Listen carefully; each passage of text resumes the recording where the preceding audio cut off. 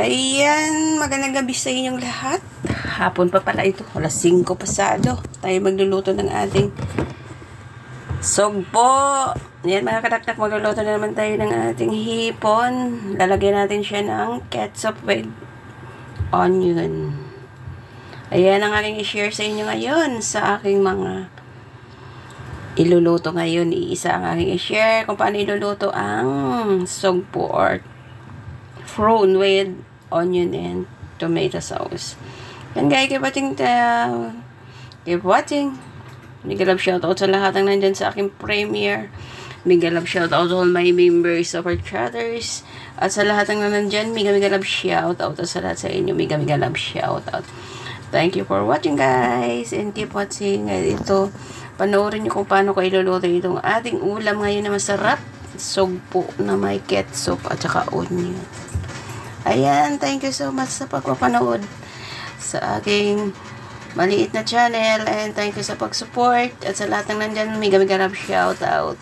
Thank you so much. Ayan, i-fry muna natin yung ating sugpo. Pagkatapos i-fry, mag-isa tayo ng onion, ilalagay natin yung ating piniritong sugpo at ibabalik natin dyan at ihulog na natin yung mga ingredients. And ayan, ihulog ko na yung ketchup ko dyan guys. Yan, haluin lang para pantay ang lasa ng ating pagluluto. Ayan. Napakasimple lang yan guys, pero masarap yan mga kadakdak. Ayan, manood kayo mga kadakdak kayo ng aking iluluto. Yan. Lalagyan natin ng another ketchup kasi parang kulang pa siya. At lalagyan natin ng konting tubig yan guys. Lagyan ng konting chicken powder, white pepper, black pepper, and a little bit sugar para label ang ating lasa. Yan lang guys. Depende sa inyong panlasa. Ayan. Sana may natutunan kayo sa akin pinag-share ngayon ng pagluluto ko. Thank you so much sa inyong lahat. Pwedeng pang party, pwedeng pang handa, pwedeng pang daily ulam. Ayan. Lalagyan siya natin ng konting chicken powder guys para dagdag lasa siya.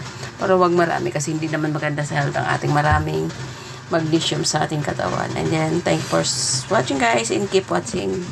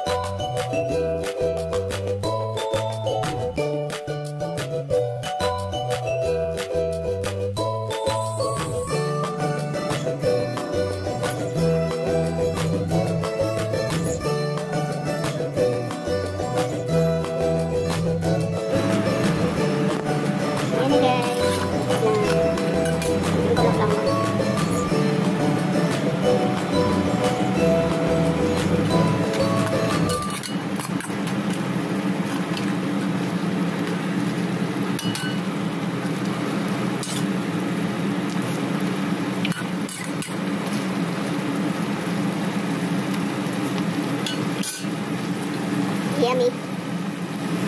Yan. Ang sarap-sarap ang ating niluto.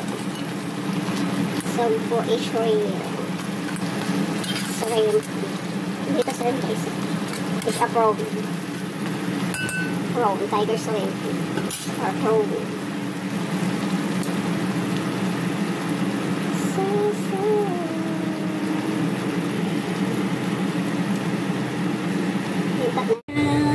Ating shrimp luto na guys.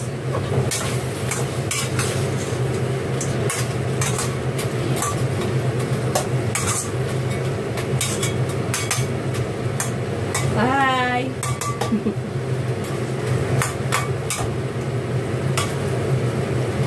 Tayo ng ating shrimp.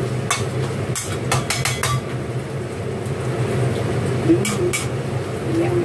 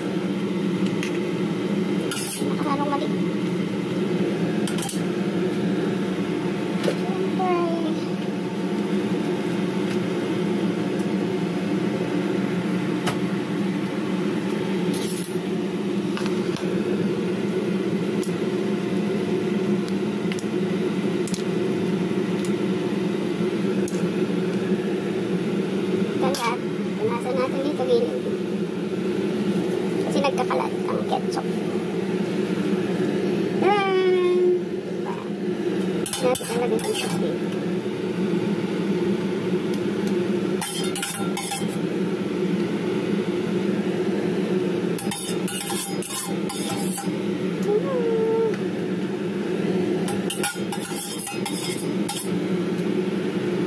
Lagyan natin siya ng parsley. Yan, hugas muna ako ng parsley, guys. And okay na yung ating prawn with tomato sauce and onions. Yan.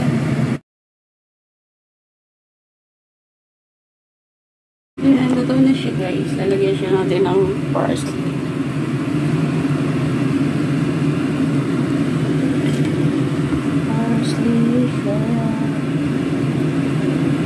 Diba?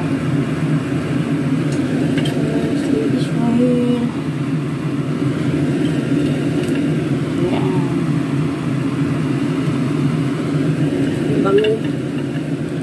And then, yan na siya.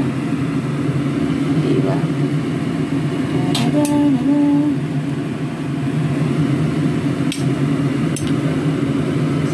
Lutuin nyo yan sa bahay nyo, guys. Ayun yung sarap sa sugpo.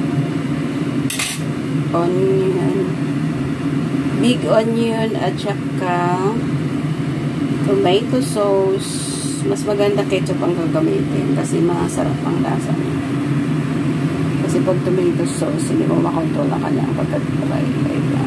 Diba? Yan na siya.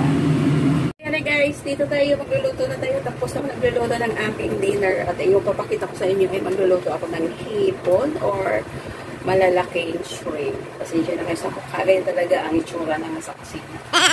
Ayan guys, salamat sa inyo pagpanood ng hulog ko siya guys.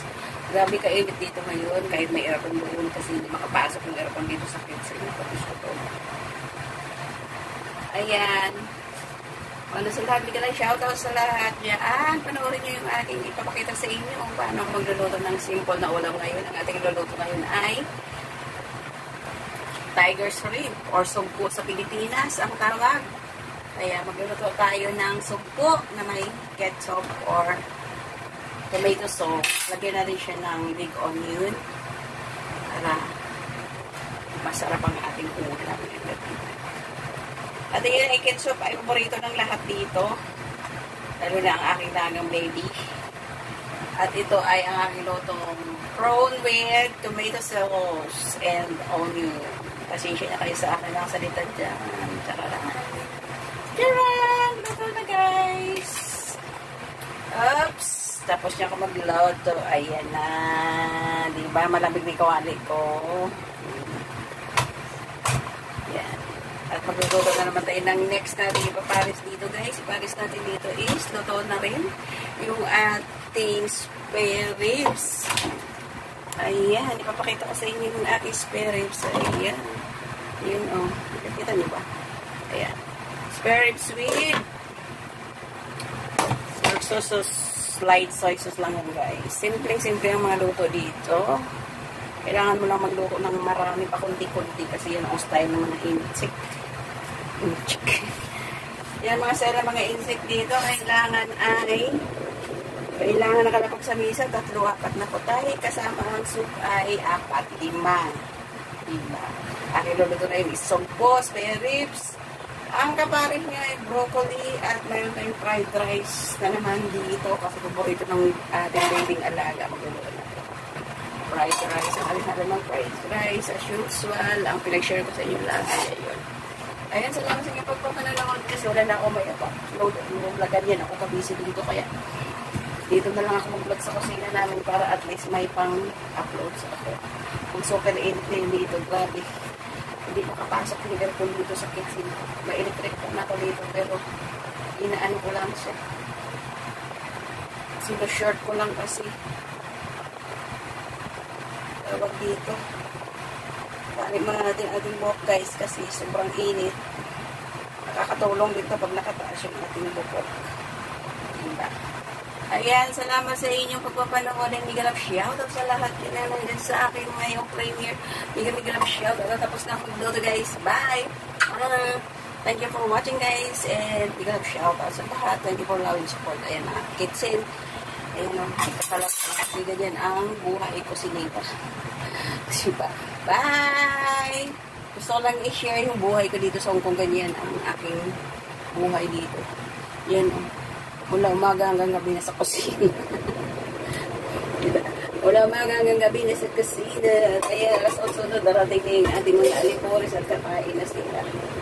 Yan, luluto na natin yung ating gulay at iluluto na rin natin yung ating fried rice at lagyan natin siya ng broccoli ang fried rice kasi kanina tanghali hindi na ubos. I-rate na lang natin ito at idadagdag natin ito dito. At may isa akong ito na napasag. Isama ko na lang dito guys. Ayan mga katakbo ng ating fried rice kanina. Lalagyan ko siya ngayon ng vegetables kasi nagtaka sila kanina walang gulay. Ang sabi ko hindi ko nilagyan ng gulay kasi may vegetable ako dish kanina ang paghali. Kaya hindi ko na nilagyan. At ngayon lalagyan natin siya ng vegetables. I-rate natin ito. Kasi gusto nila. Thank you for watching guys. Bye bye. Ganyan si Daisy. Ako kabisi si Dak.